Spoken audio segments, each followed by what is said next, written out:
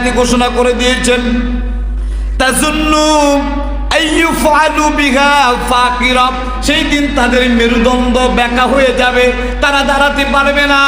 রব্বি কারীম বলে তাদের মুখটা কালো বিচ্ছিন্ন হয়ে যাবে, তাদের চেহারার দিকে তাকানো যাবে না, বরং তাদের চেহারার দিকে তাকালে বোঝা যাবে তারা ছিল দুনিয়ার মধ্যে দুই মুখী সাপ। আল্লাহু আকবার।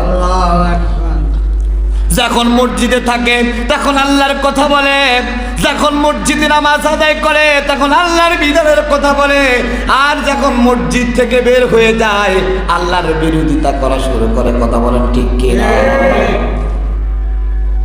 আল্লাহ রাব্বুল আলামিন বলেন তাদের চেহারাটা সেই দিন মলিন হয়ে যাবে, কালো হয়ে যাবে, তাদের ভয়ে থরথর করবে, তাদের হৃদয় কম্পন শুরু হয়ে যাবে, তারা সেই দিন আল্লাহর আদালতে দাঁড়াতে পারবে না। আল্লাহু আকবার। শুধু তাই নয়, আল্লাহ রাব্বুল আলামিন বলেন ইয়াউমা তাবয়াদ্দু উজুহুন ওয়া তাসাওয়াদ্দু উজুহ।